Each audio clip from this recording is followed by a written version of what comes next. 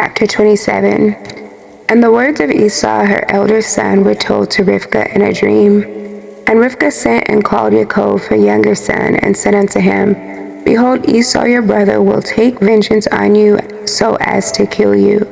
Now, therefore, my son, obey my voice, and arise and flee you to Laban my brother to Haran, and tarry with him a few days, until your brother's anger turns away, and he remove his anger from you, and forget all that you have done. Then I will send and fetch you from thence. And Yaakov said, I am not afraid. If he wishes to kill me, I will kill him.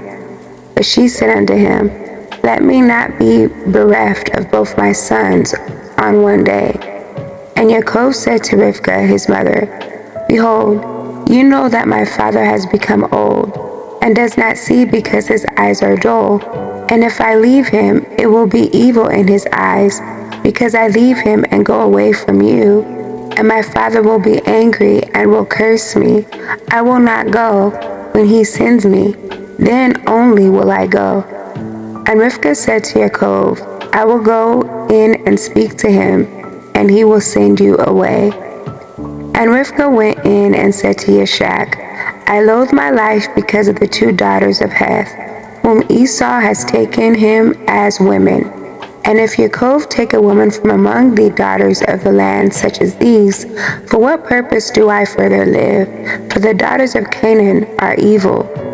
And Yishak called Yaakov and baruched him and admonished him and said unto him, Do not take you a woman of any of the daughters of Canaan. Arise and go to Aram Naharim, to the house of Bethuel, your mother's father, and take you a woman from thence of the daughters of Laban, your mother's brother. And Al Shaddai barak you, and increase you, and multiply you, that you may become a company of nations, and give you the barakah of my father Abraham to you and to your seed after you, that you may inherit the land of your sojourning, and all the land which Eluah gave to Abraham. Go, my son, in shalom. And Yishak sent Yaakov away. And he went to Aram Naharim, to Laban the son of Bethuel, the Aramai, the brother of Rivkah, Yaakov's mother. And it came to pass, after Yaakov had arisen to go to Aram Naharim, that the ruach of Rivkah was grieved after her son, and she wept. And Yishak said to Rivkah, My sister, weep not on account of Yaakov, my son, for he goes in shalom, and in shalom will he return. All Elyon will guard him from all evil, and will be with him, for he will not forsake him all his days. For I know that his ways will be prospered in all things, wherever he goes, until he returns in shalom to us, and we see him in shalom.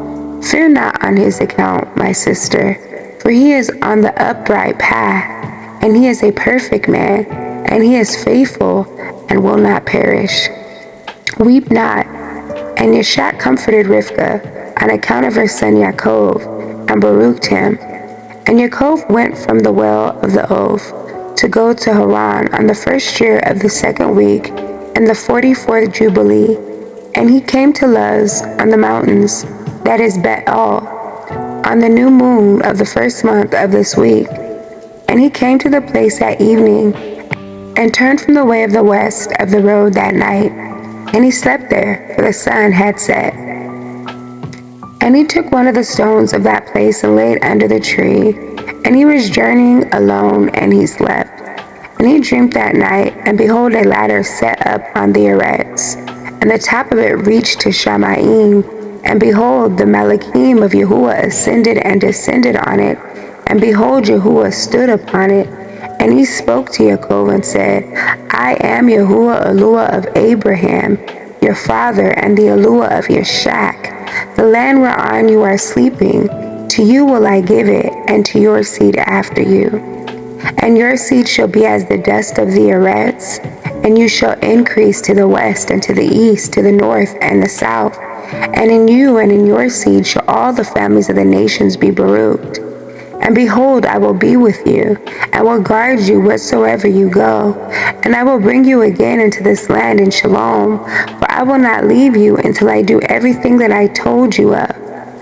And Yaakov awoke from his sleep and said, Truly this place is the house of Yahuwah, and I knew it not.